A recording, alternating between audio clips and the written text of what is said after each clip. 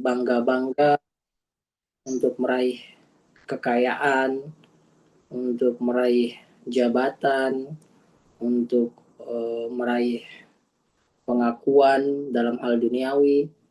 Nah, tapi Allah Ta'ala berikan kepada kita hidayahnya untuk menuntut ilmu agama. Dan telah kita bahas di pertemuan-pertemuan sebelumnya tentang keutamaan ilmu agama yang begitu besar, yang tidak akan pernah ternilai dengan sesuatu apapun di dunia ini. Dan tentunya ilmu agama yang kita pelajari adalah tujuannya untuk kita amalkan dan juga untuk kita ajarkan, kita wariskan. Karena sungguhnya ilmu agama ini adalah warisan dari Nabi kita Sallallahu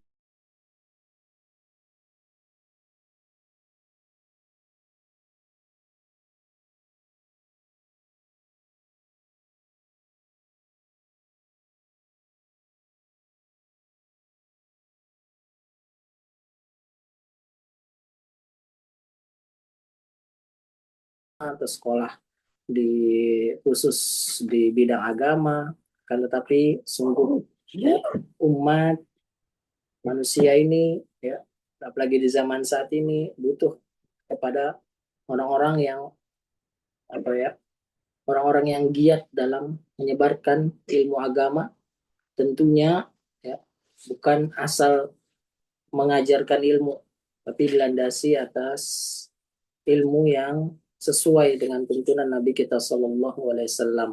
Ya, oleh karenanya para ulama menyebutkan tentang kewajiban bagi kita untuk melihat kepada siapa kita mengambil ilmu agama, ya, karena sungguhnya ilmu itu adalah din, faliantur, hendaknya kita semua melihat ilaman ta'khudhu dinakum, pada siapa engkau mengambil ilmu atau agamamu tersebut. Nah, dan uh, kita melanjutkan silsilah pembahasan fikih kita dari kita fikih muyassar, yang mana kita fikih muyassar ini adalah kita fikih yang ringkas, membahas tentang berbagai permasalahan fikih ya, disebutkan dalam kitab atau bab-bab, dan kita telah bahas dari kitab yang pertama Toharoh, di kitab yang kedua atau bab yang kedua tentang sholat, dan di kitab yang ketiga ini kita membahas tentang zakat. Nah, di kitab zakah ini ya, di kitab zakah ini kita akan mempelajari 6 bab atau 6 permasalahan. Ya. Tentu sebenarnya pembahasan tentang zakat ini pembahasan yang sangat luas, ya. Kan tapi karena kita dibatasi dalam pertemuan, ya, untuk itu kita jelaskan secara ringkas ya, namun insya Allah bisa dipahami bersama. Dan kita ada buka sesi tanya jawab ya, kita paparkan ya, mungkin ada permasalahan-permasalahan dari yang kita pelajari yang tidak dipahami atau kurang dimengerti. Nah, di pembahasan yang pertama dari kitab zakah ya, tentunya dimulai dari pengantar ya. Di situ kita akan mempelajari tentang definisi ya. Kemudian kita akan mempelajari tentang di bab yang kedua zakat emas dan perak ya, atau zakat harta. Kemudian di bab yang ketiga yaitu zakat hasil bumi. Kemudian bab yang keempat zakat hewan ternak. Bab yang kelima zakat fitrah, dan bab yang keenam al-mustahik, orang-orang yang berhak untuk menerima zakat. Nah, jadi 6 pembahasan inilah yang akan kita bahas di malam hari ini ya. Sangat panjang sebenarnya poin-poinnya ketika dibahas secara terperinci ya. Tapi insya Allah semoga di 1,5 jaman kurang lebihnya ini bisa kita selesaikan insya Allah. Nah, jadi dari pembahasan yang pertama tadi kita sebutkan adalah pengantar tentang zakat. Ya, ya di situ adalah definisi zakat, ya, sebagaimana bisa dilihat di layar, ya, tentang zakat, pengertiannya dibahas secara bahasa dan juga secara istilah. Ya. Secara bahasa sendiri, zakat itu berasal dari bahasa Arab, za, kaf, dan ta, ya, az-zakah, ya, pakai tak, taknya marbutoh, yang berarti itu an-nama atau tumbuh, bertambah, atau az-ziyadah, ya. Nah, dan disebutkan istilah zaka az-zar, ya, tanamannya tumbuh. Zaka az-zar, zar itu tanaman, zaka itu berarti tumbuh, ya.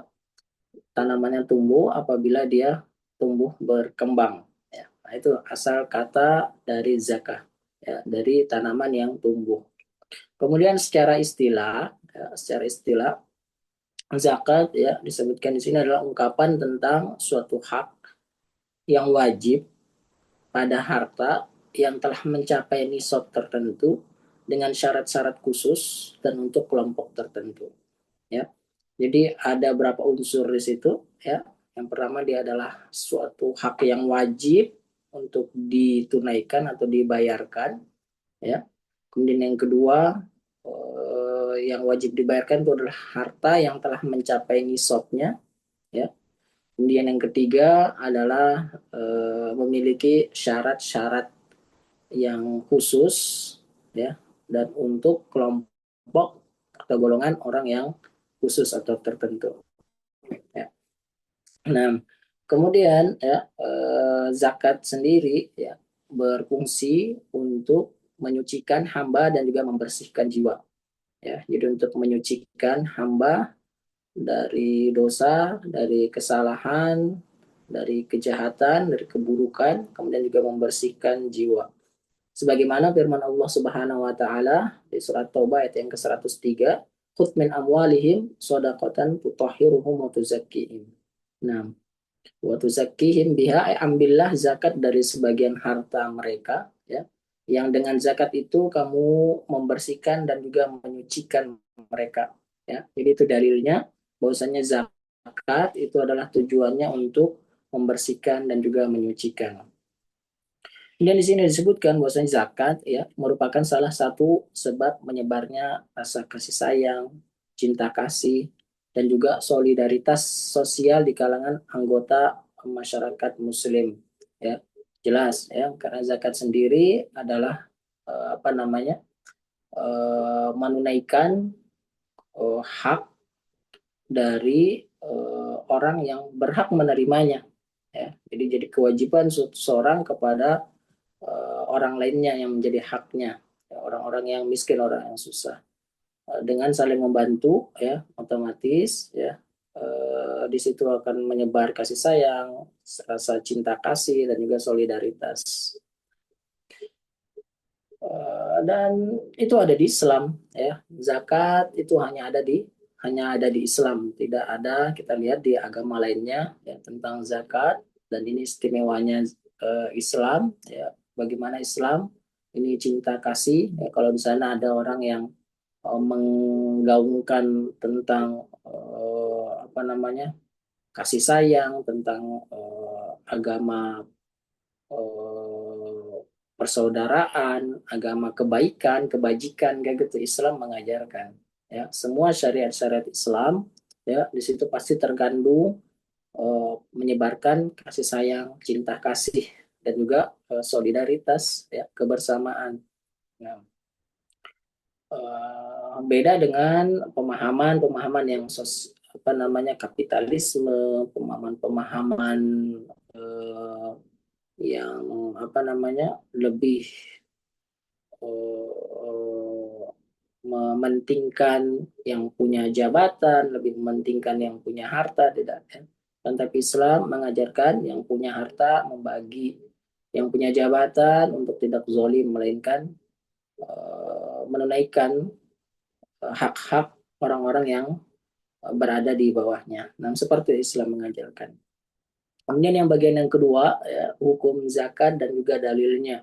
Nah, di sini bisa disebutkan, ya, bagaimana hukum membayarkan atau menunaikan zakat. ya, dan dalilnya. Jadi zakat ya, ini adalah suatu kewajiban di dalam Islam, ya, bahkan termasuk ke dalam rukun Islam yang ketiga setelah syahadat, sholat, kemudian apa, zakat, ya, menunaikan zakat. Dan zakat yang dimaksud di sini bukan zakat fitrah ya. Jadi sebagian orang mungkin salah paham, dikira rukun Islam yang dimaksud dalam rukun Islam yang ketiga itu dia selalu tunaikan di eh, menjelang hari Idul Fitri di bulan Ramadan ya, yang dimaksud zakat fitrah. Bukan ya. Jadi zakat yang dimaksud di dalam rukun Islam tersebut ini adalah zakat yang akan kita bahas di awal ya, tentang hukum kewajibannya, kewajiban zakat ya, yaitu menunaikan zakat dari harta yang kita miliki. Nanti akan dirinci harta apa saja yang wajib untuk dizakati, di antaranya adalah emas, perak, kemudian juga uang, uang ya, baik uang kertas atau apapun, atau uang yang ada di rekening, ya. Begitu pula pertanian, perkebunan, perhiasan dan lain sebagainya akan kita bahas insya Allah, termasuk zakat hewan ternak ya. Nah, jadi zakat ya ini adalah rukun dari rukun Islam yang terpenting ya. Sudah sholat, dalilnya di sini disebutkan ya, firman Allah Subhanahu wa taala, wa aqimus shalah wa atuz zakah, dirikanlah sholat dan tunaikanlah zakat.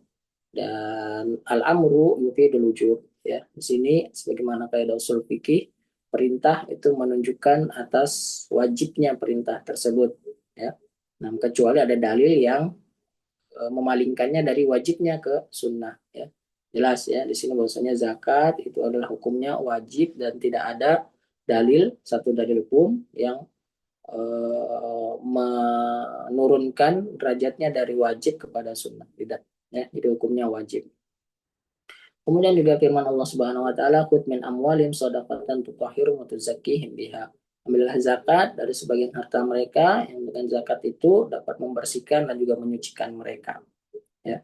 Nah, juga dalil tentang rukun Islam ya, bunul Islam ala khams, syahadati alla ilaha illallah wa anna muhammadar rasulullah, aqimus shalah wa itaiz zakah wa hajjil bait wa shaum ramadan ya. Nah, rukun Islam ya, di antara adalah menunaikan zakat ya.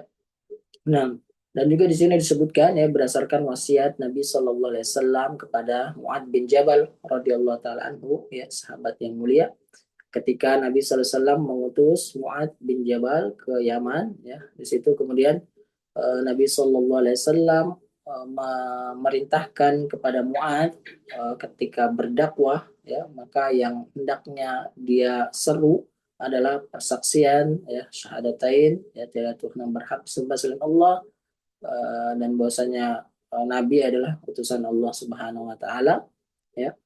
Kemudian tentang perintah sholat ya, sholat 5 waktu sehari semalam ya.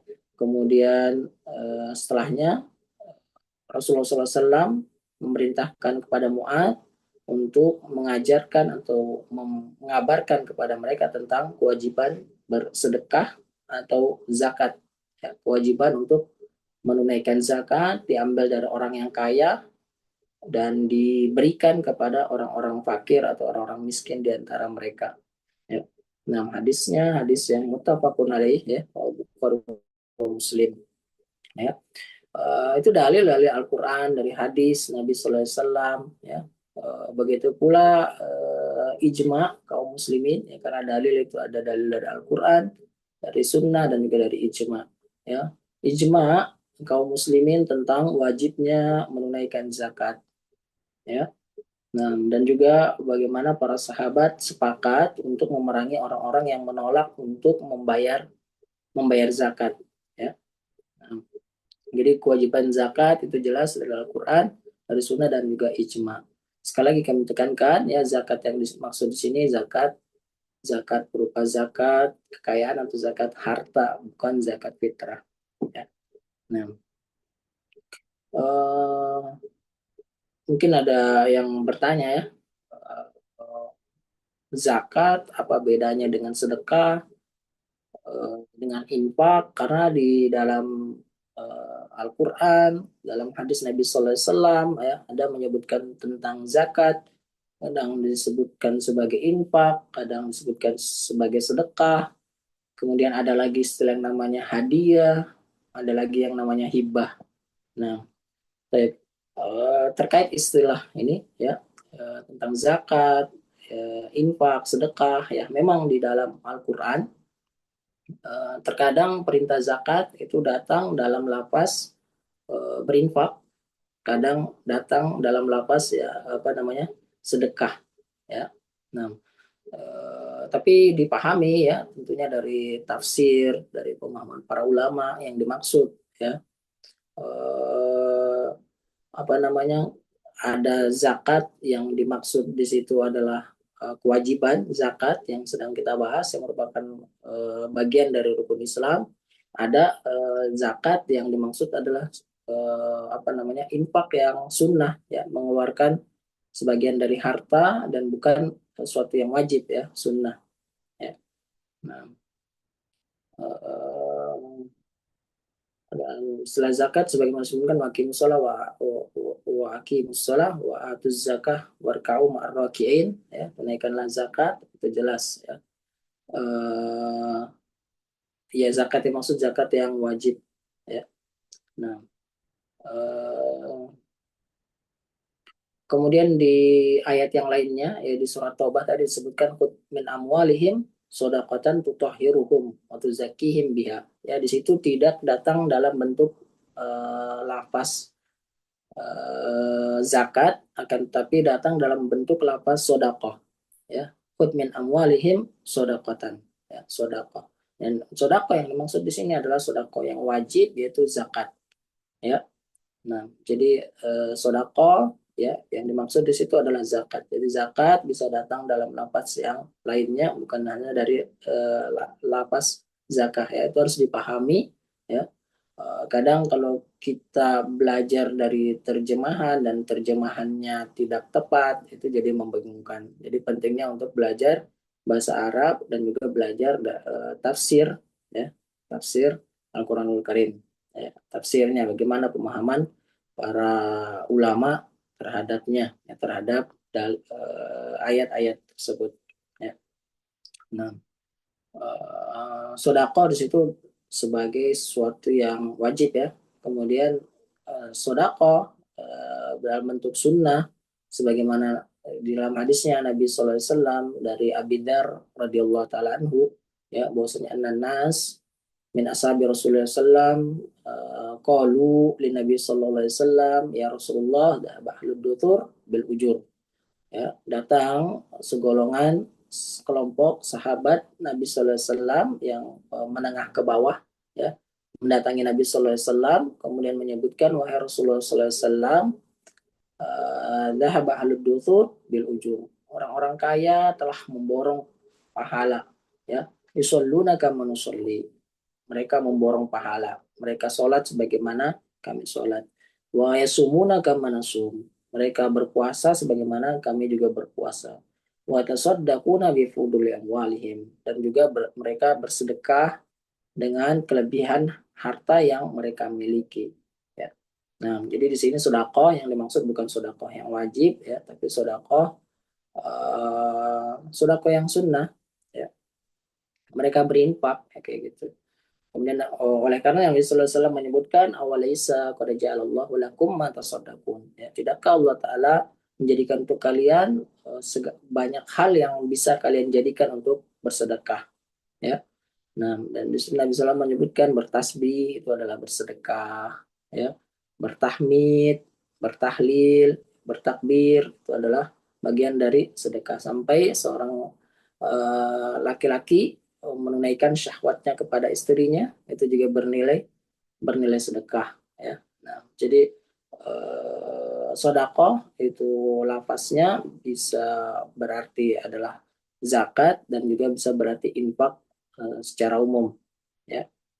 Nah, Jadi itu ya terkait dengan sodako, terkait dengan zakat, ya. Kemudian jadi kalau zakat itu ada sesuatu yang wajib, ya, sesuatu yang terikat, ya, sesuatu yang secara lapas tadi disebutkan itu ada untuk golongan tertentu, ya, untuk mustahik tertentu, dan untuk mereka orang-orang tertentu yang diwajibkan, yang telah mencapai syarat-syaratnya. Kemudian kalau infak secara umumnya biasanya untuk sesuatu yang sukarela, yang fleksibel untuk kebaikan secara umum itu infak. Ya, kalau sedekah lebih luas lagi, ya, termasuk segala hal yang mendekatkan diri kepada Allah sebagaimana dalil tadi, ya. Adapun kalau hadiah, ya, sebagaimana Nabi Sallallahu Alaihi Wasallam menyebutkan tahadu tahabu, saling beri hadiah maka saya kalian saling mencintai, ya. Jadi hadiah itu sebagai bentuk penghormatan dan juga kasih sayang. Adapun kalau hibah, ya, kalau hibah ini adalah suatu pemberian yang cuma-cuma tanpa adanya syarat, tanpa adanya hubungan tertentu, ya. Hibah dia hibahkan. Nah, jadi itu, ya. Jadi kita diwajibkan untuk membayar yang diwajibkan dalam Islam. Ya, rukun Islam yang ketiga adalah menunaikan zakat, membayar zakat, ya. Adapun ya terkait kenegaraan ada lagi yang namanya pajak, ya. Pajak, ya, kalau pajak beda dengan zakat, ya, nggak bisa disamakan, ya. Eh, Tentu berbeda secara makna, ya. Kalau pajak itu kan berupa retribusi atau kontribusi yang dibayarkan kepada negara, ya, yang diatur dalam undang-undang dan dimanfaatkan untuk kepentingan umum, ya. Nah, kalau zakat hukumnya wajib, ya. Kalau pajak, ya, ini tidak diatur secara langsung dalam syariat Islam, ya, tapi itu terkait dengan maslahat, ya. Kalau ada kemaslahatan di situ, maka bisa saja, ya, pemimpin umaro mewajibkan apa namanya rakyatnya untuk membayar zakat, ya. Jadi tidak kembali kepada hukum Islamnya, ya, karena tidak diatur situ, ya. Akan tapi kembali kepada maslahat, dan itu atas eh, apa namanya kebijakan dari para umaro, ya, para pemimpin pemerintah, ya. Dipakai untuk keperluan umat, ya, diatur untuk keperluan umat. Dan tentu bedanya, ya, kalau di zakat ada nisab, ada haul, ya, yang akan kita bahas nanti. Kalau di pajak tidak ada, ya. Nah, dan pajak kadarnya pun tidak diatur dalam syariat, tapi oleh oleh negara. Pajak banyak sekali, ya. Zaman sekarang pajak ada pajak PPN, pertambahan nilai, ada pajak PPH, penghasilan, ada lagi pajak bumi bangunan, pajak makanan, dan lain sebagainya, semua dipajak, ya. Nah, bahkan yang baru-baru heboh di salah satu kabupaten di Jawa Tengah kayaknya, ya, masalah pajak PBB naik sampai 250%, alhamdulillah, ya. Nah, jadi untuk zakat itu tentu diatur dalam Islam, adapun pajak, ya, itu diatur oleh negara dan tidak ada kaitannya dengan agama kita, ya. Kalau di zaman Nabi Sallallahu Alaihi Wasallam yang wajib membayar pajak itu adalah orang-orang kafir yang berada di bawah lindungan, ya, dari kaum muslimin yang tinggal di wilayah kaum muslimin. Mereka dapat perlindungan, mereka tinggal di tempatnya kaum muslimin, jadi mereka wajib untuk membayar pajak kepada kaum muslimin, ya. Nah, kemudian pembahasan yang ketiga terkait dengan hukum orang yang mengingkari zakat, ya. Jadi orang yang mengingkari kewajiban zakat. Jadi di sini ditafsir, ya, kalau dia mengingkari zakat karena jahil, karena nggak tahu, ya, sementara orang yang berstandar, jadi saya sebutkan sepertinya, ya, tidak tahu tentang hal tersebut, ya, baik karena baru saja masuk Islam ataupun karena dia hidup di daerah pedalaman terpencil jauh dari kota, ya, maka orang yang demikian dia diberitahu tentang kewajibannya zakat. Tidak langsung dihukumi kafir karena dia termasuk orang yang diberi uzur, ya, karena memang belum sampai hujah kepadanya, ya. Tapi zaman sekarang jarang yang demikian, ya. Islam alhamdulillah udah tersebar, apalagi di Indonesia, ya, orang semua sudah tahu tentang Islam, tahu tentang kewajiban rukun Islam, ya. Jadi jarang yang demikian. Kemudian di sini disebutkan, ya, bila dia mengingkarinya, ya, dan dia seorang muslim hidup di tengah-tengah kaum muslimin, bahkan di sana ada para ulama, ya, yang mengajarkan kepadanya, maka orang yang demikian hukumnya murtad, ya. Murtad berarti keluar dari agama Islam, ya. Dan orang yang demikian maka dia diminta untuk bertobat 3 kali diminta, ya. Kalau dia bertobat maka itu yang terbaik baginya, dan apabila dia tidak mau maka konsekuensinya dia tanggung. Nah, dan di sini disebutkan, ya, dalil-dalil yang menetapkan kewajiban zakat dari Al-Quran dan Sunnah itu sudah sangat jelas, ya, tambah ijma'nya umat, ya. Jadi orang yang mengingkari kewajibannya itu adalah orang yang murtad, keluar dari agama Islam. Kemudian pembahasan yang keempat, hukum orang yang menolak membayar zakat dikarenakan dia pelit atau kikir, ya. Nah, jadi dia tahu hukumnya wajib tapi dia pelit, kikir, sayang sama uangnya, nggak mau dia keluarin, padahal dia sudah wajib untuk membayarkannya, ya. Dan di sini disebutkan barang siapa menolak membayar zakat karena kikir, ya, sementara dia tetap mengakui kewajiban membayar zakat tersebut, maka dia berdosa disebabkan karena dia nggak mau, ya. Namun tidak serta-merta dikeluarkan dari Islam, ya. Karena zakat itu adalah salah satu dari cabang agama, ya, sehingga orang yang meninggalkan penunaikan zakat tersebut tidak langsung disebut kafir, ya, disebabkan karena sekedar dia meninggalkan, ya. Sekali lagi dia tahu kewajiban tapi dia tinggalkan, ya. Dan di sini berdasarkan sabda Nabi SAW tentang orang-orang yang menolak membayar zakat, yang Nabi SAW menyebutkan tentang mereka, tsumma yara sabilahu imma ilal jannati wa imma ilan nar, ya. Dan dia melihat jalannya nanti, ya, dia bisa saja masuk ke surga, dia bisa saja masuk ke dalam neraka, ya. Jadi dalam artian tidak langsung dihukum sebagai orang yang kafir. Kalau orang yang kafir nanti kelak di akhirat jalan cuma satu, ya, pasti masuk ke neraka, ya. Nah, kemudian, ya, di sini disebutkan, ya, eh, seandainya, ya, seandainya dia kafir, ya, tentu tidak ada kemungkinan jalan ke surga untuknya.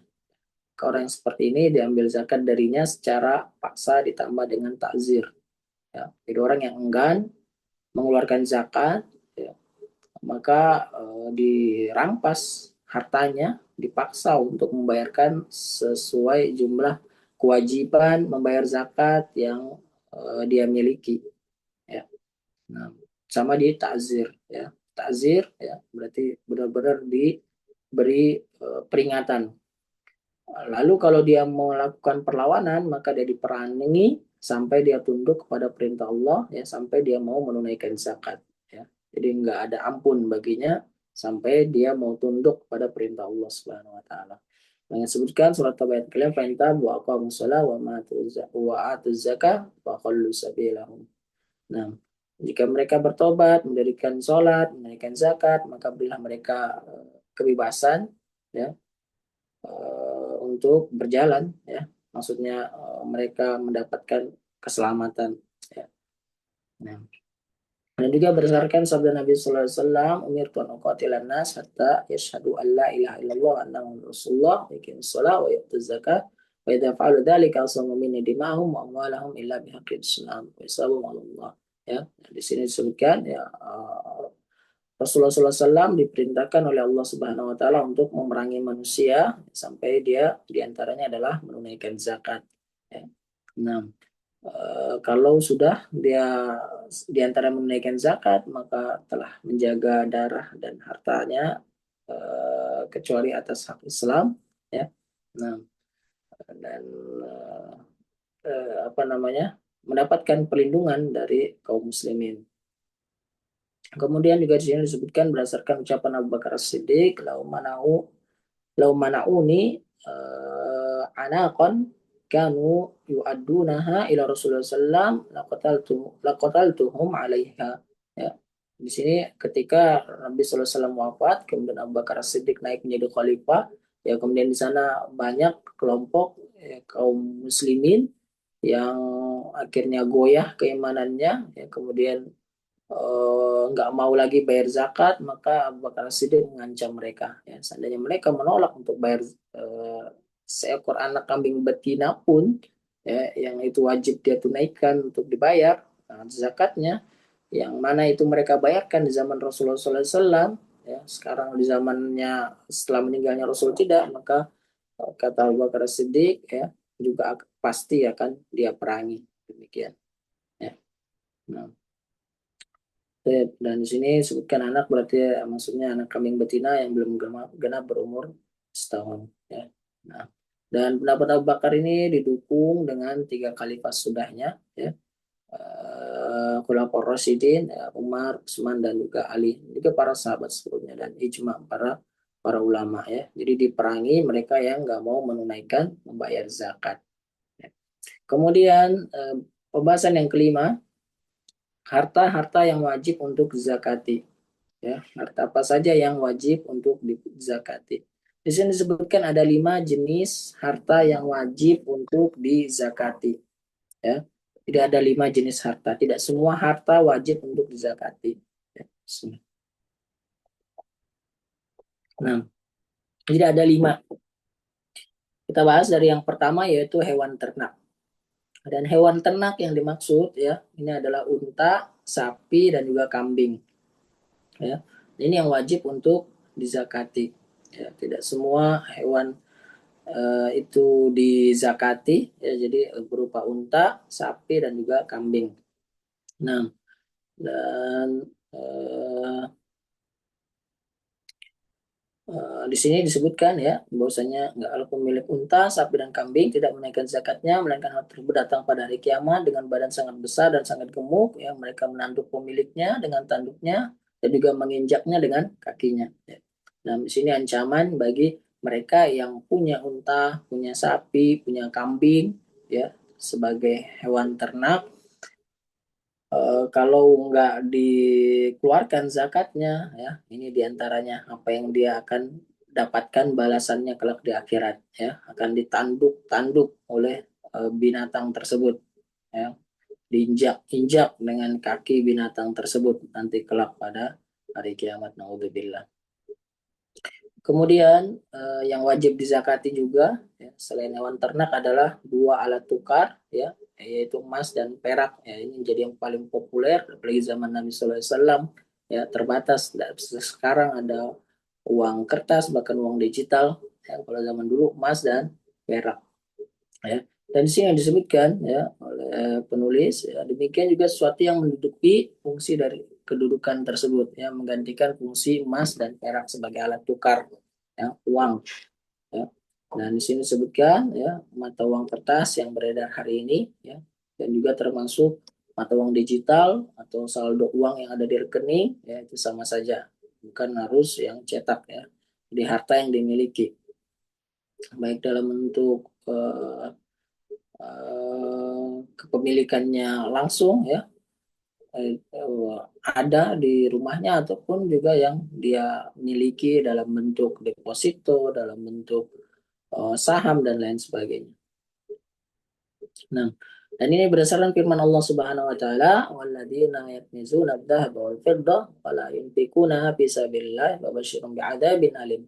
Ya, mereka yang menyimpan emas, perak, ya, nggak mau menafkahkan, maksudnya nggak mau menunaikan zakatnya di jalan Allah, maka beritahukanlah kepada mereka bahwasanya mereka pasti akan mendapatkan siksaan yang pedih. Ya, ini ancaman jelas, ya, kewajiban yang nyata bagi seorang untuk mengeluarkan zakat emas dan juga perak.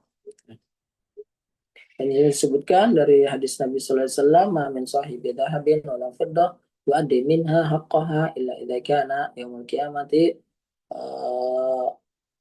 idza kana yaumul qiyamati sufihat lahu safaihu min nar. Ya. Pemilik emas, perak yang nggak mau menunaikan haknya, ya, pada hari kiamat dia akan datang dibuatkan lempengan-lempengan dari api, ya, yang dipanaskan dari neraka jahanam, yaitu akan dijadikan sebagai alat menyetrika lambungnya, keningnya, dan juga punggungnya. Ya. Kemudian setelah alat setrika itu yang dipanggang dari api neraka, emas perak yang dia simpan itu mendingin, ya, eh, akan dikembalikan panas lagi seperti semula, ya. Seterusnya dingin akan panas lagi sampai kadar yang lamanya, ya, di hari kiamat itu 50.000 tahun lamanya, ya. Nah, 50.000 tahun. Jadi waktu yang sangat sangat sangat panjang. Kita mungkin hidup di dunia, ya, di antara kita yang paling tua mungkin baru belum sampai 60, ada yang 40, ada yang 30, ya. Nah, itu sudah terasa lama sekali. Bagaimana dengan penantian 50.000 tahun kelak di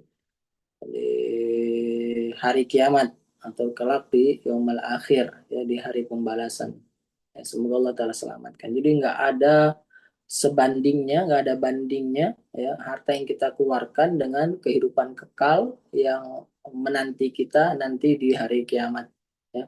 Sedikit yang Allah Ta'ala minta dari kita, sedikit yang Allah Ta'ala wajibkan bagi kita untuk kita keluarkan dari harta yang kita miliki, ya, sedikit sekali, ya, apa yang Allah Ta'ala minta, apa yang Allah Ta'ala wajibkan untuk kita keluarkan, untuk kita berikan kepada orang-orang miskin, sedikit dibandingkan dengan keseluruhan harta, keseluruhan nikmat yang Allah Ta'ala berikan kepada kita.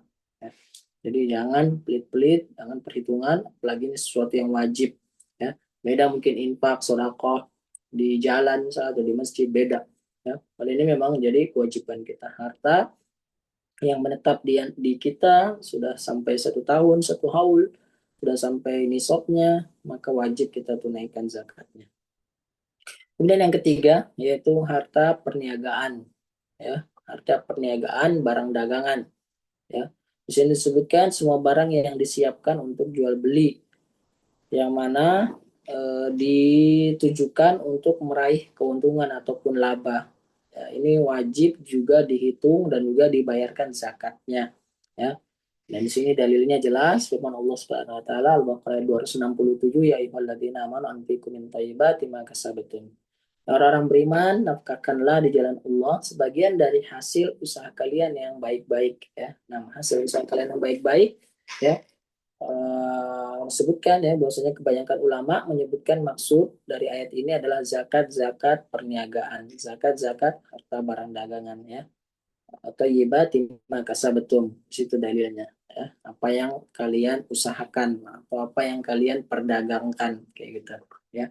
Jadi harta perniagaan termasuk harta yang wajib untuk dizakati, ya, dihitung sampai 1 haul, sampai nisabnya, kemudian ditunggu 1 haul, ya, nggak turun itu dari kadar nisab, maka dikeluarkan. Nah, kemudian yang keempat yaitu bijian dan juga buah-buahan. Ini termasuk yang wajib juga untuk dizakati. Ya. Dan sini dijelaskan masuk dari biji-bijian, ya, yaitu semua biji yang disimpan, yang dijadikan sebagai bahan makanan pokok. Ya. Di sini disebutkan contohnya berupa jawawut, ataupun gandum, ataupun selain dari keduanya. Ya. Nah, itu biji-bijian. Adapun jawawut ini mirip, ya, mirip dengan gandum, ya, mirip, ya. Bisa dilihat di Google, ya. Ketik aja jawawut itu keluar nanti contoh tanaman dari jawawut, biji-bijian, ya, mirip seperti gandum, ya. Dan jawawut ini seperti gandum, jadi dipakai sebagai bahan pangan, ya. Bisa jadi bubur, bisa jadi nasi, bisa jadi tepung. Nah, digunakan untuk buat roti ataupun kue, ya. Nah, itu jawawut, ya, mirip seperti dengan gandum. Begitu pula dengan buah-buahan, ya. Buah-buahan juga wajib untuk dizakati, ya. Nah, di sini disebutkan buah-buahan adalah buah-buahan berupa kurma dan juga kismis. Ya, berupa kurma dan juga kismis. Dalilnya firman Allah Subhanahu wa taala di surah Al-Baqarah ayat yang 267, "Wa mimma akhrajna lakum minal ard." Ya. Dalilnya apa yang kami keluarkan dari bumi untuk kalian, ya. Nah, apa yang dikeluarkan oleh Allah taala dari bumi untuk kalian, ya, jadi berupa biji-bijian ataupun berupa buah-buahan. Dan buah-buahan tadi yang disebut adalah kurma dan juga kismis. Ya. Nah, dan di sini juga disebutkan, ya, dalilnya firman Allah Subhanahu wa taala, wa atu haqqahu yauma hasadih. Ya. Dan tunaikanlah haknya, ya, pada hari memetik hasilnya. Maksud bayarkan zakatnya, ya, untuk pertanian itu, ya, biji-bijian itu pada hari memetik hasilnya. Ya, jadi ketika panen, ya, dikeluarkan zakatnya, dihitung kemudian dikeluarkan zakatnya. Nah, dan di sini juga disebutkan dalil dari Rasulullah SAW di masa sama wal uyun karena atharian al usyr. Ya. Jadi tanaman yang sudah mulai air hujan dan juga dari mata air, ya, disebutkan athari itu maksudnya adalah tanaman yang menyerap air dengan akarnya tanpa perlu disiram. Ya. Nah, ini terdapat kewajiban zakatnya. Terdapat kewajiban zakat sebanyak 1/10. Ya. Nah, al-usyur 1/10. Wa fi masukiya bin nadah, ya, wa fi masukiya bin nadah nisful usyur. Ya. Nah, kalau ada tanaman yang disiram dengan peralatan ataupun dengan bantuan unta ataupun binatang, maka kewajiban zakatnya adalah nisfu al-usyr, ya, nisfu al-usyr, setengah dari 1/10, ya, berapa itu, 1/20, ya, seper 1/20. Nah, ini zakat pertanian atau zakat biji-bijian dan juga buah-buahan. Itu akan dibahas rinci lagi di bawah, insya Allah. Kemudian yang kelima yaitu barang tambang dan juga harta rikas. Ya. Barang tambang dan harta rikas. Nah, beda barang tambang, beda dengan rikas. Ya. Di sini dibedakan secara istilahnya. Kalau barang tambang itu segala sesuatu yang keluar dari bumi, ya, yang diciptakan di dalamnya, ya, tanpa ada pihak yang meletakkannya dan memiliki nilai harga, ya, di antara itu emas, perak, tembaga ataupun yang lainnya, ya, nikel dan lain-lain. Itu namanya barang tambang, ya. Nah, jadi diciptakan keluar dari bumi, ya, tanpa ada pihak yang sebelumnya menaruh, ya. Nah, dan dia bernilai harga, itu namanya barang barang tambang. Beda dengan rikas. Kalau harta rikas itu harta karun kalau istilah kita, ya. Jadi suatu barang harta yang ditimbun oleh orang sebelumnya, ya, kemudian dia ditemukan di tanah dari harta penimbunan kaum yang terdahulu, yaitu namanya rikas. Ya, istilah kita harta karun. Ya, jadi beda barang tambang, beda beda rikas. Ya, kalau rikas suatu yang ditimbun oleh kaum terdahulu. Nah, dan di sini dalil mewajibkan atas barang zakat barang tambang dan juga rikas, ya, keumuman firman Allah Subhanahu wa taala, dan dalil ini sudah disebutkan beberapa kali di penjelasan sebelumnya. Wa anfiqu min thayyibati ma kasabtum wa mimma akhrajna lakum minal ard.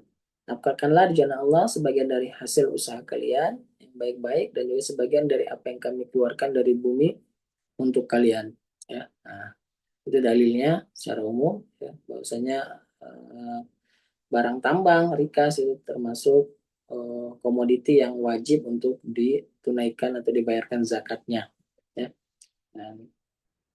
Dan di sini disebutkan, ya, dari tafsir Imam Al-Qurtubi, ya, tumbuhan, barang tambang dan juga rikas, ya. Akhirnya lakum dalam arti Allah Ta'ala keluarkan dari bumi. Dan juga sabda Nabi sallallahu alaihi wasallam, wa firikazi al-khums, dan pada harta rikas ya itu terdapat kewajiban sebanyak seperlima, ya, seperlima untuk barang tambang dan juga rikas. Nah, dan di sini juga disebutkan ijma para ulama kaum muslimin atas wajibnya zakat pada barang tambang, ya, wajib ditunaikan. Kemudian bagian yang keenam, pembahasan yang keenam, ya, yaitu hikmah diwajibkannya zakat. Ya, apa sih hikmahnya kita kaum muslimin diwajibkan untuk membayar zakat? Ya, mungkin aneh di sisi orang-orang kafir, ya, walaupun ya mereka menyadari ya begitu banyak kebaikan, manfaat, hikmah di balik syariat zakat ini. Ya, sebagaimana disebutkan ya, hikmah di antara bentuk hikmah ya, tujuan mulia dari zakat ya. Yang pertama ya membersihkan dan juga dapat menumbuhkan harta ya. Nah, sebagaimana harta sedekah ya tidak akan mengurangi sedekah itu tidak akan mengurangi harta yang dimiliki oleh seseorang.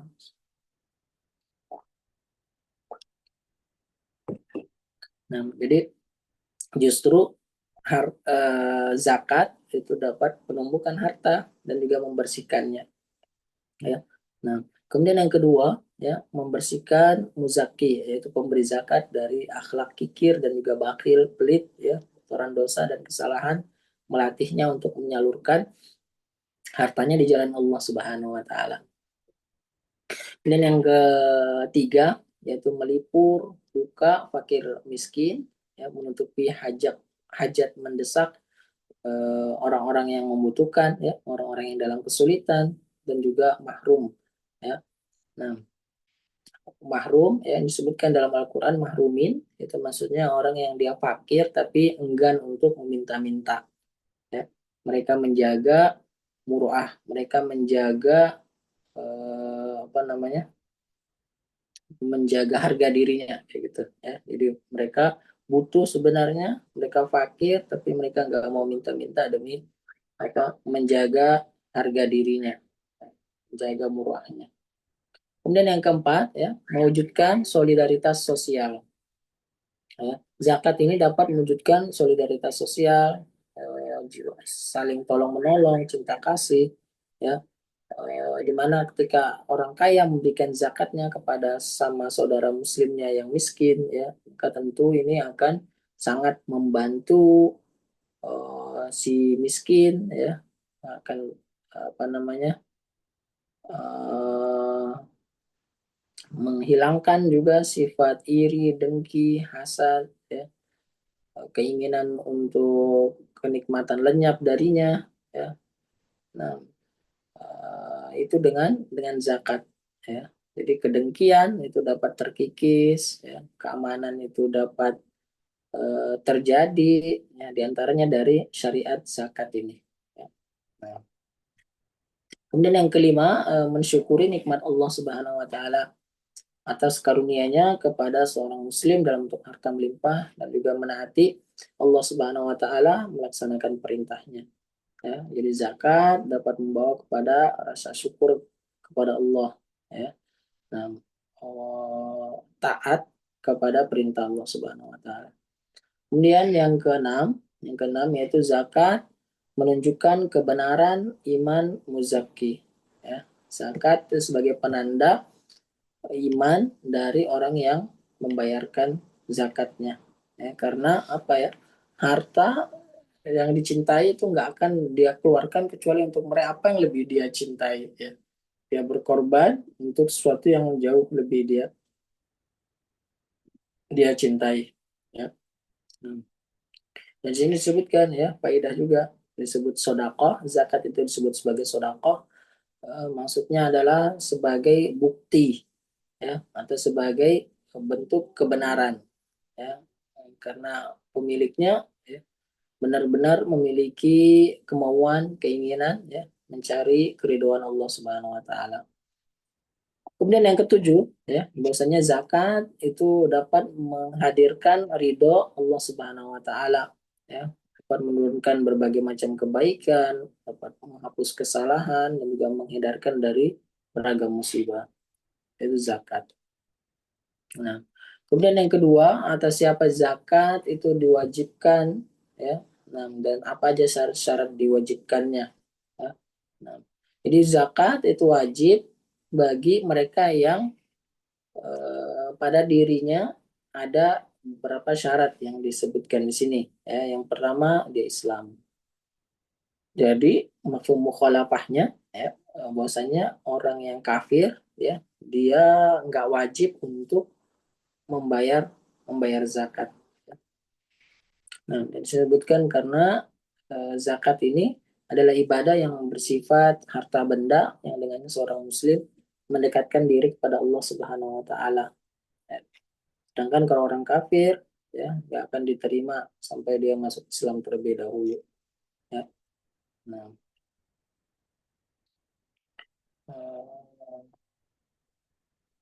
itu, ya. Di sini juga disebutkan bila ibadah mereka tidak diterima maka tidak ada gunanya mewajibkan zakat bagi mereka. Ya, ini maksudnya tadi tidak wajibnya menaikkan zakat bagi orang-orang kafir. Ya, nggak akan diterima ya walaupun dia zakat. Jadi nggak ada syariat zakat bagi orang orang kafir. Ya. Dan di sini disebutkan, ya, makna yang tersirat dari ucapan Abu Bakar Siddiq, hadhihi faridatus shadaqah. Ini adalah kewajiban zakat. Allati faradoha Rasulullah SAW yang Rasulullah SAW wajibkan ala muslimin bagi kaum muslimin. Ya. Jadi zakat itu diwajibkan oleh Rasulullah SAW. Kemudian diajarkan berikutnya ke generasi berikutnya. Kemudian di sini disebutkan ya bahwasanya sekalipun zakat itu nggak wajib atas orang kafir ya, namun dia tetap dihisap atasnya. Ya. Nah, orang kafir itu diberi kita untuk menjalankan cabang-cabang syariat ya, menurut pendapat yang sahih. Ya. Jadi tetap akan dihisap harta yang dimiliki oleh orang-orang kafir. Kemudian yang kedua, merdeka. Ya, zakat itu wajib bagi mereka yang merdeka, jadi bukan budak, ya, sehingga nggak wajib bagi budak, ya, eh, ataupun mukata, ya, nggak wajib bagi budak ataupun mukatab. Mukatab ini maksudnya hamba saya yang dimiliki perjanjian, ya, dengan syarat menebus dirinya dengan bayaran tertentu kepada tuannya. Ya. Jadi wajib. Ya. Kemudian yang keempat, berlalunya satu haul atas harta. Atau yang ketiga, ya dulu, ya, kepemilikan nasab secara sempurna dan juga tetap. Ya, maksudnya tidak berisiko hartanya lenyap. Ya, lalu ketika berisiko lenyap dan kepemilikannya tidak tetap, ya, eh, maka nggak wajib atasnya. Kemudian di sini disebutkan status hartanya harus kelebihan dari kebutuhan primernya. Ya, ini yang diwajibkan untuk zakat. Dia punya kelebihan dari kebutuhan primer. Ya, sekali lagi kebutuhan kebutuhan primer. Ya. Nah, dan itu kaum muslimin banyak butuh ya, makan, pakaian, tempat tinggal. Dan zakat itu adalah perlipur lara bagi orang-orang fakir yang mereka eh, kondisinya di bawah. Ya. Nah, dan ini wajib mempertimbangkan batas kepemilikan nisab yang dengannya kayak bisa dijadikan sebagai patokan yang terwujud ya. Itu tetap jadi patokan juga nisabnya berapa, kemudian berlalu haulnya. Nah, dan di sini disebutkan laisa fi maduna khamsati usa sodaqah. Ya. Yang pada biji-bijian ini atau hasil bumi yang kurang dari 5 wasak, ya. Yang kurang dari 5 wasak, di mana satu wasak itu 60 sok ya. Nah, eh, ini apa namanya? Ada biji-bijian. Kalau kurang dari 5 wasak, maka nggak ada kewajiban padanya. Ya, begitu pula unta, itu batasannya 5 ekor. Ya, nanti insya Allah akan dibahas secara khusus di zakat hewan ternak, insya Allah. Kemudian poin yang keempat, ya, berlalunya 1 haul atas harta. Ya, hartanya sudah berlalu 1 haul, 1 tahun.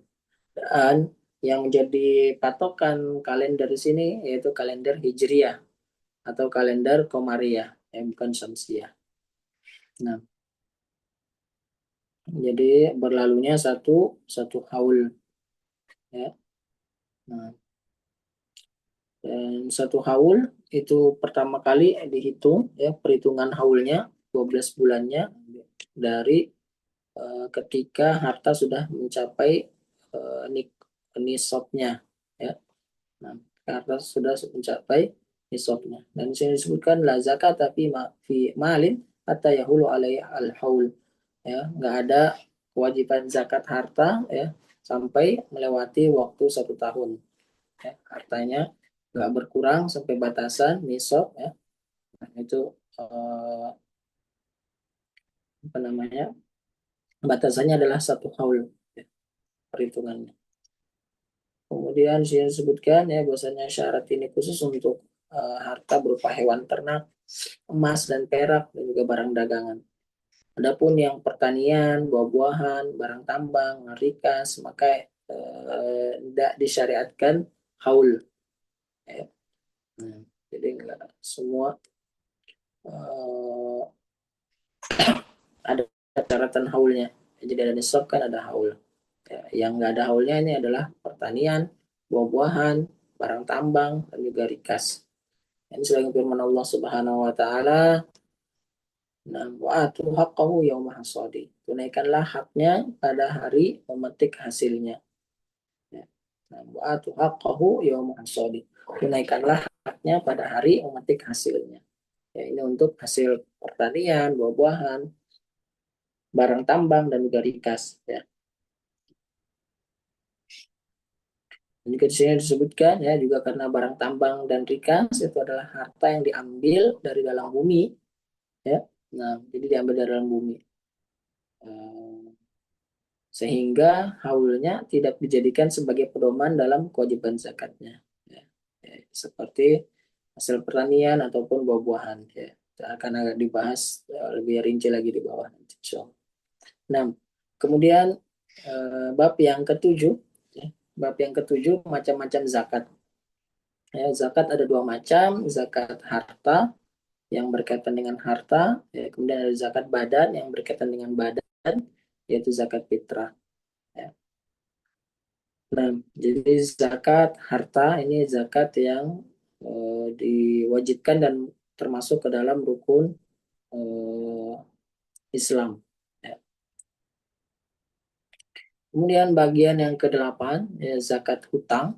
Ya, zakat hutang. Ya, jadi hutang itu apabila dipikul oleh orang yang susah ekonominya, ya, maka pemilik hutang atau kreditur ini wajib untuk menzakatinya ketika telah memegangnya untuk 1 tahun zakat, ya.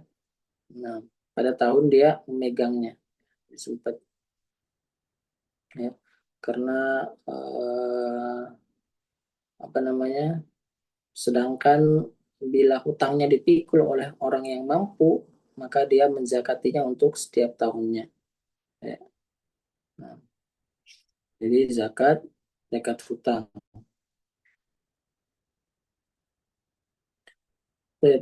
Kemudian masuk ke pembahasan zakat emas dan juga perak atau zakat mata uang atau uang. Nah, mana pembahasan tentang zakat emas perak? Ini diantaranya pembahasan yang pertama, hukum zakat emas perak dan juga dalil yang menetapkannya.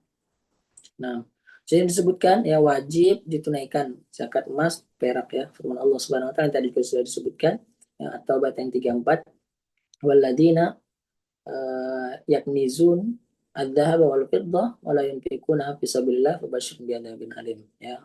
Di balasannya azab yang pedih dari Allah Subhanahu wa taala. Dan juga di sini tidak mungkin diancam kecuali orang yang meninggalkan, ya. Dan berdasarkan sabda Nabi sallallahu alaihi wasallam, "Min sahibi dhahabin wala fiddah la yu'addi minha haqqahu illa idza kana yawmal qiyamati sufihat lahu safaihu min nar." Ya, ini juga sudah disebutkan hadisnya tadi. Ya, pemilik emas hari kiamat dibuatkan lempengan dari api, jadikan setrika untuk menyetrika lambung, kening, dan juga punggungnya terus menerus. Alhamdulillah. Dan apa namanya? Uh, sini disebutkan ya bahwasanya juga berdasarkan ijma, ya, juga berdasarkan ijma para ulama, ya, bahwasanya di dalam 200 dirham itu terdapat kewajiban zakat sebesar 5 dirham, ya. Dan bahwasanya emas apabila mencapai 20 miskol, ya, dan harganya senilai dengan 200 dirham, maka zakatnya wajib untuk ditunaikan juga, ya. Nah, eh,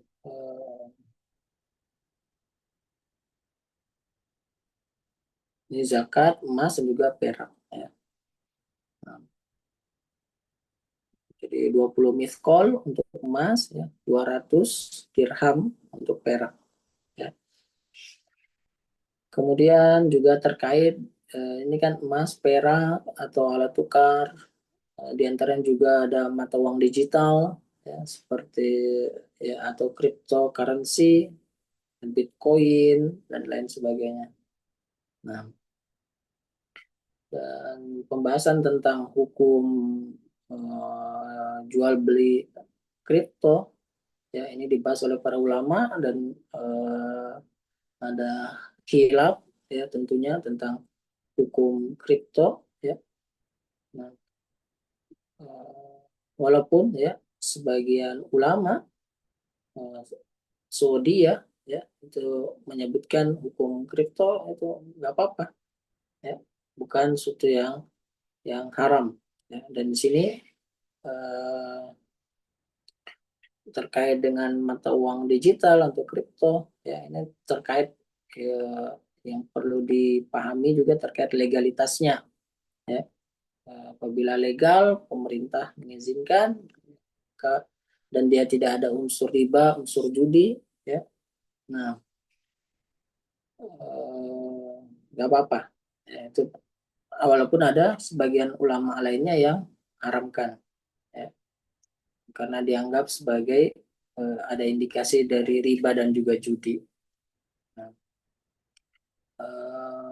kemudian sebagian penelitian lainnya ya mengindikasikan bahwasannya cryptocurrency itu mudah dipalsukan, ya, sehingga rawan kepada kezaliman, jadinya diharamkan, ya. Dan juga eh, rawan untuk disalahgunakan, ya, mata uang kripto sebagaimana kita tahu banyak dipakai di pasar-pasar gelap, ya, pasar gelap, pasar ilegal. Nah, eh, jadi ada yang berpendapat cryptocurrency, ya, itu ada yang berpendapat boleh, ada yang berpendapat haram, ya. Nah, tapi kalau kami sendiri ya melihat bahwasanya hukumnya nggak apa-apa, ya, bukan suatu yang haram, eh, bukan sesuatu yang haram, ya, sama seperti uang kertas zaman Nabi SAW nggak ada, ya, kemudian sampai ke masyarakat kita berkembang jadi mata uang yang sah, ya, nilai tukar yang sah. Nah, eh, ya itu mata uang digital. Kemudian pembahasan yang kedua ini kadar zakat emas dan juga perak, ya. Kadar wajib untuk emas perak, ya, yaitu seperempat dari 1/10 atau 2,5%, ya. Jadi 2,5% ini saya sebutkan maksudnya di dalam setiap 20 dinar emas terdapat kewajiban zakat setengah dinar, ya, atau 2,5%-nya.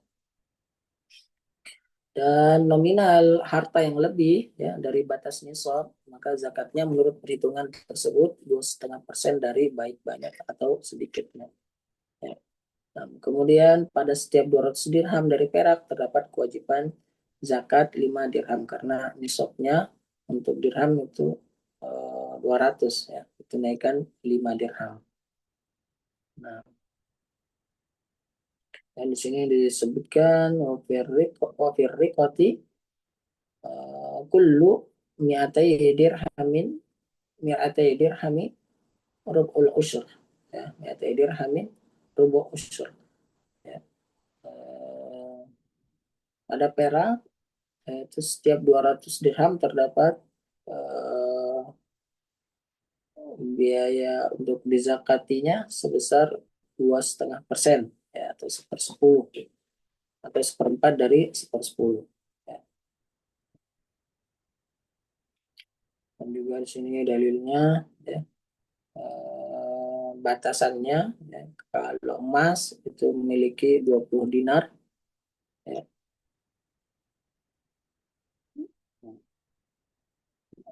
sudah ada kewajiban zakatnya dari 20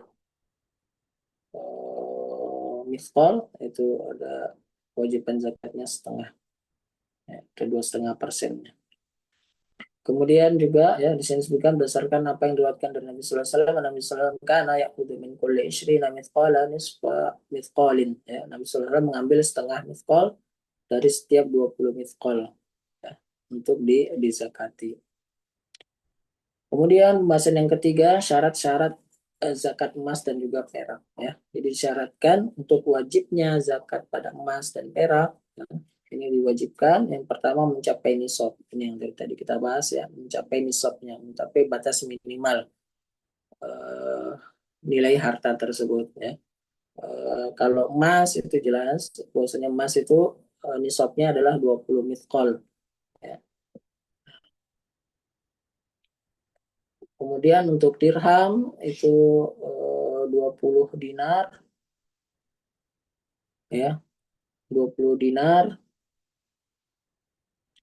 Uh, jadi untuk ini uh, dinar itu 20 dinar uh, itu sama dengan 85 gram ya, 85 gram emas ya. Untuk perak itu nisabnya itu hanya 200 dirham ya. Perak ini apa namanya? Nisabnya itu hanya 200 dirham. Jadi beda nisabnya emas dengan nisabnya perak ya. Kalau emas itu 20 dinar, 20 miskol atau setara dengan 85 gram. Ya, perak itu 200 dirham.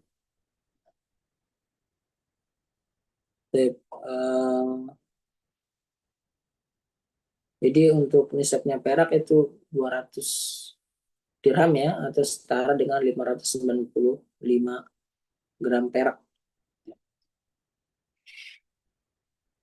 Kemudian apa namanya juga disebutkan tadi ya dalilnya. Kemudian yang ke sebelumnya ya kesimpulannya kalau 5 ukiyah atau perak ini ya 5 ukiyah ataupun 200 dirham. Kalau emas itu eh, nisabnya 20 miskol ya. Hmm. Kemudian di sini disebutkan syarat-syarat umum lainnya yang telah dijelaskan berkenaan dengan orang yang wajib berzakat, yaitu Islam, mereka pemilikan yang sempurna, hartanya, kemudian berputar selama 1 haul. Terkait dengan kadar nisab emas dan perak, ya, beda jauh ya nilainya emas dengan perak. Ya. Oleh karenanya, ya, sebagian mungkin bertanya yang jadikan standar nisab itu kalau misalnya kita punya uang, eh, itu yang dijadikan nisabnya eh, menggunakan standar nisab perak ya. Jadi uangnya setara dengan 5 ukiah atau 200 dirham. Eh, apa namanya? atau pakai yang perak ya, standar perak. Dan pendapat para ulama yang paling roji menurut kami ya, pendapat dari Lajnah Daimah Saudi Arabia, Hay'ah Kibarul Ulama, kemudian Al-Majma' Fikih Islami, eh, Majma' Fikih Islami ya. Bahwasannya di situ disebutkan nisab untuk mata uang yaitu diambil nisab yang terendah dari emas dan perak ya. Dilihat mana yang apa namanya nisabnya yang terendah. Jadi kalau nisabnya perak 595 gram itu kalau diangkakan dalam rupiah itu kurang lebih sekitar 6 juta rupiah. Ya, jadi 6 juta rupiah tertahan kemudian sampai satu haul 1 tahun itu enggak berkurang dari nisabnya maka itu wajib untuk ditunaikan ya. Dan sini disebutkan ya bahwasanya nisab terendah itu nisab perak, maka nisab perak lah yang dijadikan sebagai nisab mata uang ya. Baik, terkait dengan penggabungan emas kepada perak ya. Saya disebutkan nggak boleh menggabungkan antara emas dan perak ya untuk menyempurnakan nisabnya enggak ya. Dan menurut pendapat yang sahih ya karena keduanya adalah dua jenis yang berbeda sehingga salah satunya tidak boleh digabungkan dengan yang lainnya. Ini terkait dengan penggabungan emas dan perak ya. Nah, dalilnya walisabi maduna khamsi awak sedekah ya. Pada perak kurang dari 5 ukiah itu enggak ada kewajiban untuk membayarkan zakat ya. Nah, dan disebutkan dari pendapat bolehnya menggabungkan antara emas ataupun perak ya, untuk menyempurnakan nisabnya, maka diharuskan wajibnya zakat pada perak yang kurang dari 5 ukiah. Ya. Bila ada emas yang bisa melengkapi nisabnya. Ya. Dan sini disebutkan sementara hadis ini mencakup kondisi ketika seorang memiliki emas yang bisa menyempurnakan 5 ukiah perak ya, atau tidak ya, atau tidak ya. Nah, jadi dari hal tersebut, apabila seorang itu memiliki 10 dinar dan juga 100 dirham, maka nggak ada kewajiban zakat atasnya, karena emas dizakati sendiri dan juga perak dizakati sendiri. Baik, eh, untuk zakat dengan mata uang ya, berupa uang, uang kertas ataupun saldo.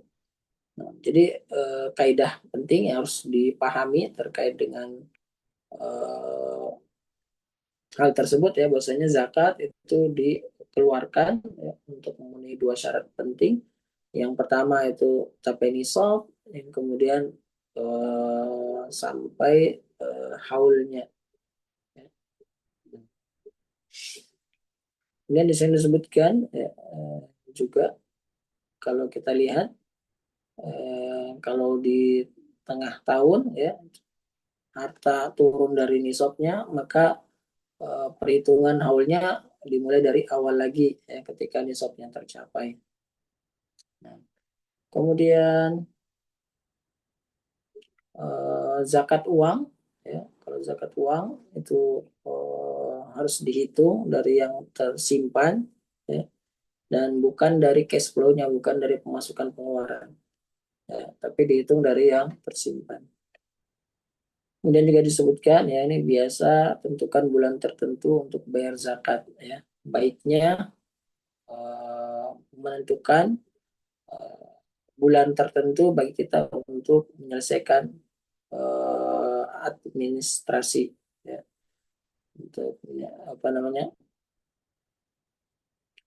uh, dihitung dari yang tersimpan ya. Kemudian biasanya baiknya juga tentukan bulan ya. Ada orang yang kemudian dia rutin menunaikan haul itu dari di bulan Ramadan ataupun di bulan Syawal, nggak mengapa. Ya. Nah, kemudian terkait dengan zakat perhiasan, terkait dengan zakat perhiasan. Nah, untuk zakat perhiasan ya nggak ada perbedaan pendapat di kalangan ulama ya tentang kewajiban zakat perhiasan yang disiapkan untuk disimpan dan juga disewakan ya dan juga untuk perhiasan yang haram. Di sini diberikan contoh seperti seorang laki-laki pakai cincin emas kan nggak boleh ya. Wanita menggunakan perhiasan yang dibuat dalam bentuk hewan atau dalam perhiasannya ada bentuk hewan. Ini di sini disebutkan ada pun perhiasan ya, yang disiapkan untuk penggunaan yang mubah dan juga untuk peminjaman.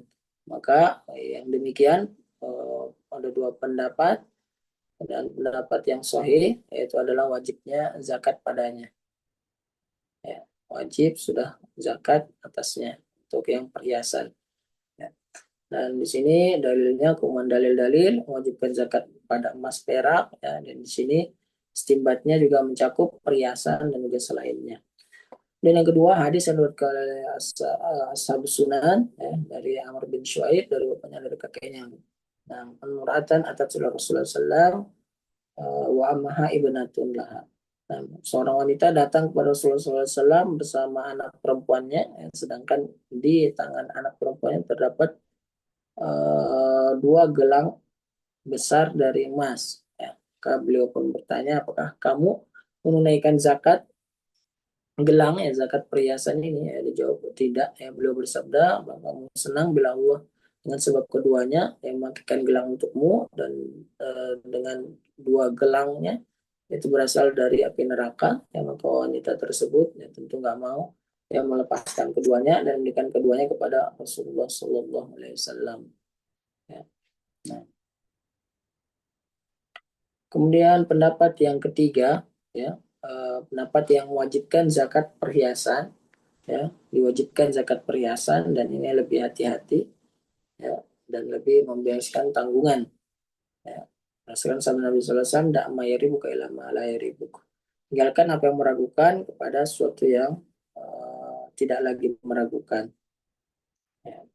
Nah, dan terkait ke masalah ini zakat perhiasan ya tentu ada khilaf para ulama tentang wajibnya zakat perhiasan. Kalau di Syafi'iyah di antara disebutkan tidak ada zakat pada perhiasan yang mubah ya, seperti cincin perak bagi laki-laki ataupun emas bagi wanita. Nah, uh, jadi untuk perhiasan yang mubah itu dia uh, tidak tidak dizakati. Ya. Sebaliknya itu yang dizakati.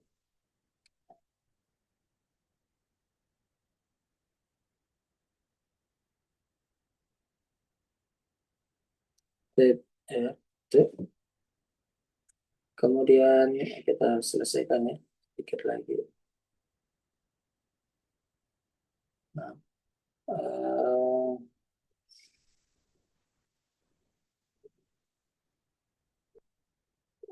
ya, langsung kita masuk ke pembahasan yang keenam, zakat harta perdagangan, ya, urut tijarah, ya, zakat perdagangan. Nah, al-urut itu jamak dari ardun, ya, atau sesuatu yang disiapkan oleh seorang muslim untuk diperdagangkan, ya, jadi jenis apapun ya, zakat harta dagangan. Dan ini adalah jenis harta zakat yang paling umum dan paling luas cakupannya, ya, makanya dinamakan al-urut, ya, sesuatu yang tampak sebentar karena ia nggak tetap, ya kan tapi ia tampak kemudian hilang karena sesungguhnya pedagang itu nggak menginginkan zat barang itu sendiri akan tapi keuntungannya dalam bentuk emas dan perak ya ini terkait barang dagangannya jadi barang dagangannya bukan itunya yang tapi dinilai berapa nilai uangnya itu yang sejumlah itu yang dibayarkan ya. Nah, kemudian zakat pada harta perdagangan ini wajib ya. Berdasarkan firman Allah, "Wa fi amwalihim haqqun lis-sa'il wal mahrum." Pada harta mereka itu ada hak untuk orang-orang miskin, meminta dan orang yang tidak meminta. Nah, Baik, ya. Dan juga firman Allah SWT, ya ayyuhalladzina amanu anfiqu min thayyibati ma kasabtum. Makanlah yang sebagian dari usaha kalian yang baik. Yang sabda Nabi sallallahu alaihi wasallam, fa'lamu anna Allah tarara alaihim shadaqatan fi amwalihim. Dan ini sudah, ya. Nah, eh, jadi nggak diragukan lagi bahwasanya barang dagangan itu termasuk harta dan juga dia wajib untuk dizakati, ya. Nah, dan di sini disebutkan, ya, kenapa tidak diragukan bahwa barang dagangan yang termasuk harta, ya. Di sini disebutkan syarat wajib zakat pada harta. Yang pertama, proses memilikinya harus dengan jalan perbuatannya sendiri, ya, seperti membeli dan menerima hadiah, ya, sehingga proses warisan dan misalnya dari sesuatu yang didapatkan secara paksa tentu saja nggak masuk dalam kategori hal tersebut, ya. Kemudian yang kedua, tujuan memilikinya itu harus dengan niat berdagang, ya, untuk diputar di dagang. Kemudian yang ketiga, nilainya harus mencapai nisab, ya, harus mencapai nisab. Nah, jadi Islam merdeka, kepemilikan yang sempurna, kemudian berputarnya haul dan juga juga nisabnya. Nah, saya sebutkan, ya, bila sudah berputar 1 tahun atau 1 haul, maka harta perdagangan itu diperkirakan nilainya, ya, dengan menggunakan standar emas dan perak, dihitung semua asetnya, berapa nilainya, dihitung, ditotalkan. Nah, kemudian dilihat apakah telah mencapai angka nisab atau belum, ya. Kemudian dalam menetapkan nilai barang dagangan, harga saat barang itu dibeli, maka itu nggak jadi patokan, ya, karena bisa nilainya berubah naik turun, ya kan. Tapi yang jadi pertimbangan itu adalah nilai barang saat haul sempurna. Kemudian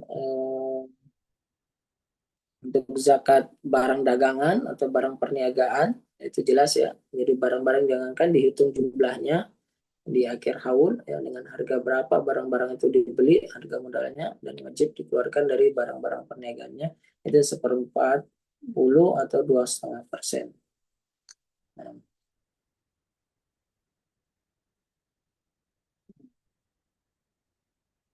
ini zakat perdagangan tadi, ya. Kemudian zakat hasil bumi, ya. Soal zakat perdagangan mudah, ya. Jadi dinilai aja asetnya, kemudian dilihat nisabnya. Kemudian telah berlalu 1 tahun. Kemudian di sini bila zakat hasil bumi, ya, zakat hasil bumi ini juga sudah dijelaskan, ya, berasal dari bumi. So, ada harta tambang, ada harta rikas. Di sini dalil wajibnya, ya ayyuhalladzina amanu anfiqu min thayyibati ma kasabtum wa mimma akhrajna lakum minal ard, ya. Nah, melakukanlah sebagian dari usaha kalian baik-baik, apa yang dikeluarkan bumi untuk kalian. Kemudian zakat pada biji-bijian, ya. Jadi ini merinci dari lima garis besar yang wajib untuk dizakati yang sudah dijelaskan sebelumnya. Jadi zakat pada biji-bijian ini wajib untuk dikeluarkan, ya, saat dia mulai mengeras, ya, kulitnya telah menjadi terkelupas. Nah, menjadi wajib untuk dikeluarkan ketika sudah masuk masa panennya. Kemudian untuk buah-buahan wajib keluarkan zakatnya saat terlihat tanda masak, ya. Nah, jadi apa namanya? Mana ia sudah bisa jadi buah, ya, bisa dimakan. Dan Allah Ta'ala berfirman, wa atwaqaw yang aswadik. Kalau ini, ya, hasil bumi, sama seperti biji-bijian dan juga buah-buahan, ya, termasuk di sini, ya, itu dikeluarkan saat hari memanennya, ya.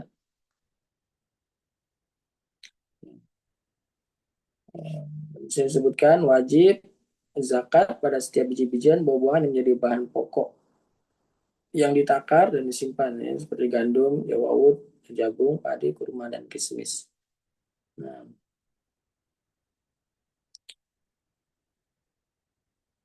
kemudian kita masuk ke syarat-syarat zakat hasil bumi ya. Nah, zakat hasil bumi syaratnya sama ya, mencapai nisabnya ya. Nah, nisabnya itu kurang lebihnya 5 wasak ya.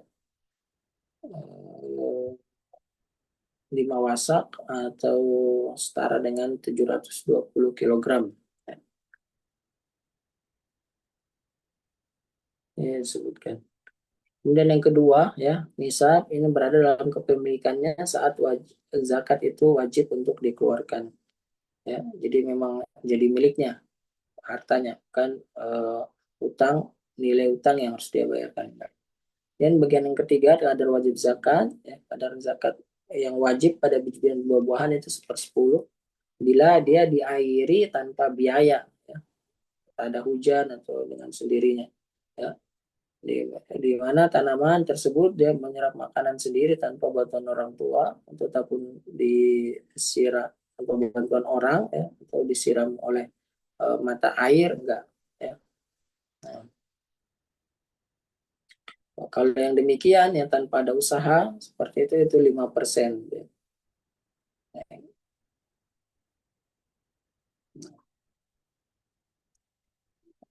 Sebaliknya 10% apabila dia diairi dengan media atau dengan usaha manusia. Ya. Nah, jadi wajib untuk dizakati walaupun ada khilaf para ulama terkait dengan buah-buahan apakah cuma kurma dan kismis saja atau buah-buahan yang lainnya juga ya. Nah, dan di sini ada khilaf para ulama ya terkait permasalahan itu ya, walaupun jumhur ya meluaskan zakat hasil pertanian ini pada tanaman lain yang memiliki sebab hukum atau ilah yang sama ya. Eh, Khilaf ya para ulama. Imam Malik, Imam Syafi'i berpendapat bahwa zakat hasil pertanian itu ada pada tanaman yang merupakan kebutuhan pokok dan dapat disimpan itu aja.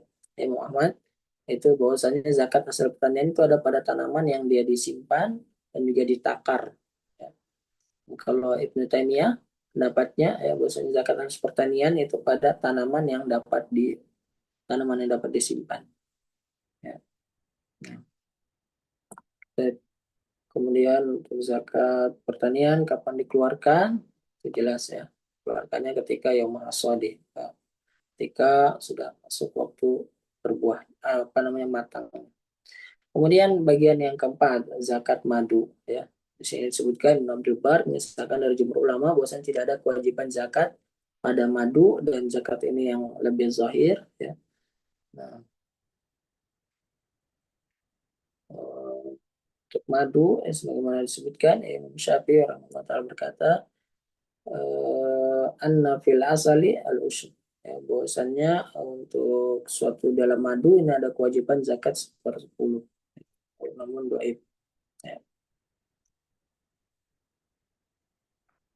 Eh, jadi terkait dengan zakat madu eh, pendapat yang paling roji ya, dan juga jumhur bahwasanya tidak ada kewajiban zakat pada madu ya. Kemudian rikas ya, rikas tadi kan sudah dijelaskan ya bahwasanya rikas itu adalah harta karun yang terpendam ya. Nah, eh, di mana apa namanya untuk harta rikas eh, terdapat kewajiban zakat sebesar 1/5 atau 20% ya. Baik dia sedikit ataupun banyak ya. Dan untuk harta rikas ini nggak disyaratkan haul dan juga nisab ya langsung 20%-nya ya atau 1/5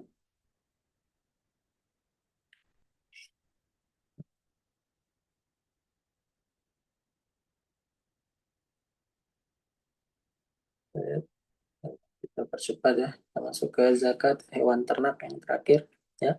Untuk zakat hewan ternak ini ada unta, sapi dan kambing. Ya. Nah, jadi ini dibahas terperinci ya. Tadi di awal kan sudah secara umum 5 komoditi yang dizakati. Ya, kemudian yang terperinci, dan yang terakhir ini unta, sapi dan kambing. Ya. Ini wajib untuk dizakati. Ya. Dan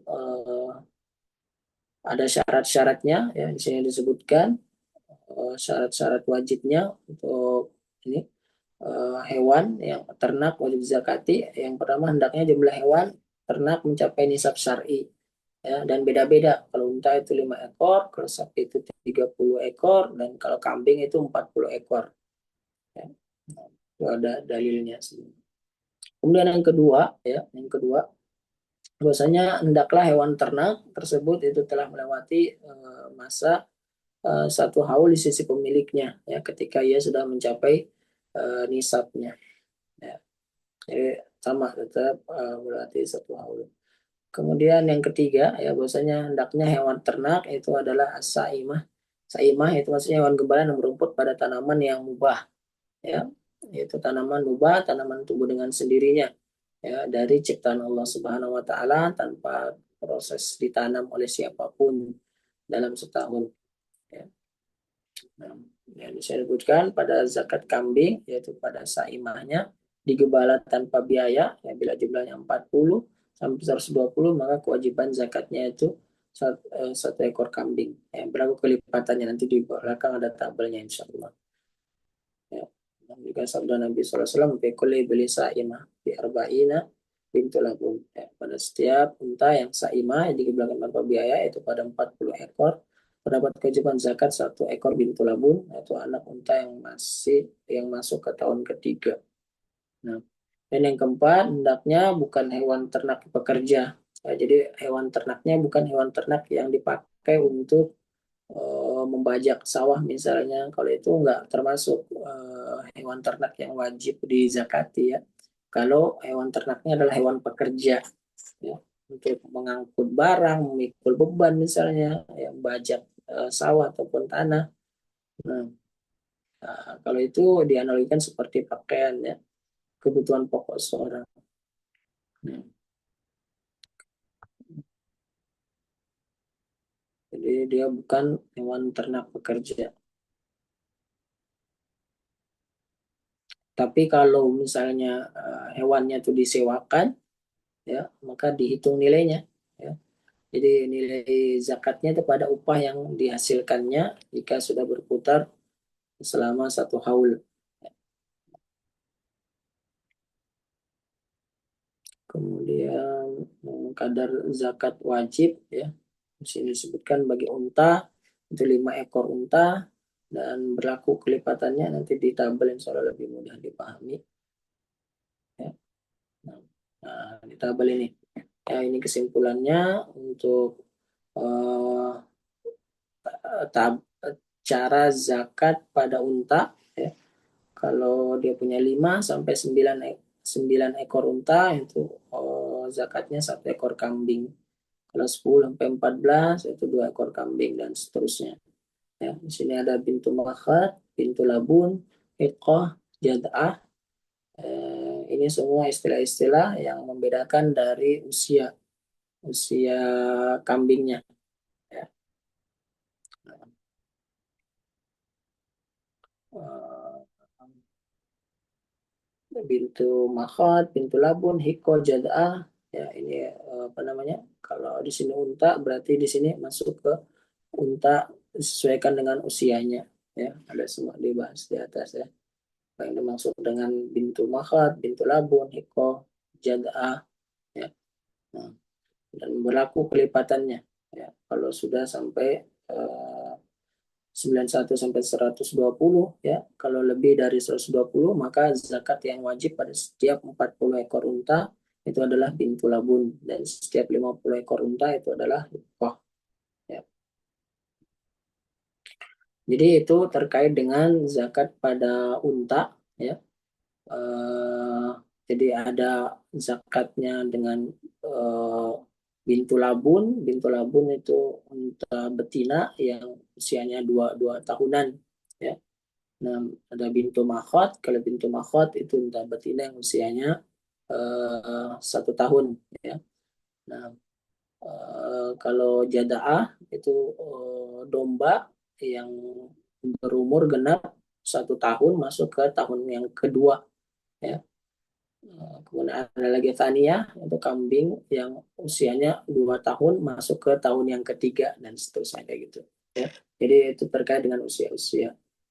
Nah, kemudian begitu pula pada sapi, ya, pada sapi itu kadar nisabnya itu 30 ekor sapi, bisa dilihat di tabel di sini, ya. Untuk sapi ya 30 sampai 39 itu satu tabi, ya. Nah, kalau tabi itu sapi yang telah berumur 1 tahun, ya. Kemudian kalau musinnah itu yang berumur 2 tahun. Nah, tabi dan musinnah. Jadi kalau 40 sampai 59 itu satu musinnah, kalau 60 69 dua tabi, 70 sampai 79 ini satu tabi dan juga satu musinnah. Ya lebih dari itu ya maka setiap kelipatan 30 ekor sapi ya itu zakatnya 1 ekor tabi, ya 1 ekor tabi atau berumur 1 tahun sapinya, ya. Kemudian setiap 40 ekor sapi zakatnya 1 ekor musinnah. Nah, kemudian pada kambing sama ini bisa dilihat pada tabel, ya 40 sampai 120 ini 1 ekor kambing, 121 sampai 200 2 ekor kambing, 201 sampai 300 3 ekor kambing, ya. Nah, jadi apa namanya untuk kambing itu per 40, ya 40 ekor nisabnya. Lebih dari 300 ekor maka setiap 100 ekor itu ada zakat 1 ekor kambing kayak gitu, ya. Nah, eh,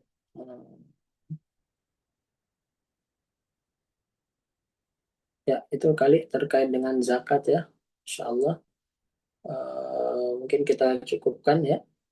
Mungkin eh, kita lanjutkan ke tanya jawab aja ya. Karena yang terpenting di pembahasan zakat ini kan di zakat hartanya ini ya. Dan alhamdulillah kita bahas zakat harta.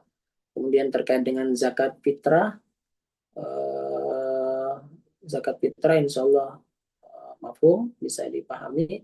Zakat fitrah zakat yang dikeluarkan di akhir bulan Ramadan ya, untuk menyucikan jiwa raga dan juga untuk menyempurnakan apa namanya kekurangan-kekurangan dari puasa yang ditunaikan, ya, zakat fitrah sebanyak 2,5 sampai 3 kilogram, ya, atau 1 mud. Nah, yang berhak menerima zakat itu adalah mustahik, itu ada 6, dari di surat Taubah eh, ayat yang ke-60 disebutkan tentang mustahik zakat, ya. 7 mustahik zakat yang berhak menerima zakat, ya disebutkan fakir, miskin, orang amil zakat, kemudian mualaf, kemudian rikob ini maksudnya apa namanya untuk apa namanya memerdekakan budak, kemudian gorim ini orang yang punya berhutang, kemudian fisabilillah untuk orang yang dia berperang di jalan Allah, kemudian ibnu sabil maksudnya orang yang sedang dalam perjalanan, ya safar kemudian kekurangan eh, bekal. Nah ini termasuk orang yang berhak untuk menerima zakat, ya. Kalau yang nggak boleh menerima zakat itu orang yang kaya, ya. Kemudian orang tua, anak dan istri yang ada orang yang wajib untuk menafkahinya itu enggak, ya. Kemudian orang kafir, ya, selain mualaf. Kemudian keluarga Nabi Sallallahu Alaihi Wasallam juga nggak boleh, ya, mewali keluarga Nabi Sallallahu Alaihi Wasallam itu juga nggak boleh, ya. Nah, ya jadi keturunan Nabi Sallallahu Alaihi Wasallam ataupun mantan budak mereka yang sudah apa namanya merdeka, ya. Nah, hamba sahaya juga nggak boleh.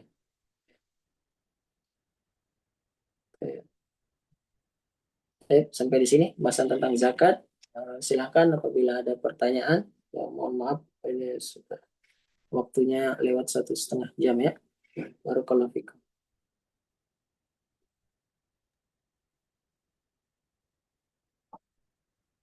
Ya, bagi teman-teman yang ingin bertanya, silakan bisa lewat kolom chat atau bisa open mic. Dan insya Allah pertemuan ke depan kita akan membahas fikih talak ya Ustaz ya. Insyaallah. Fikih talak.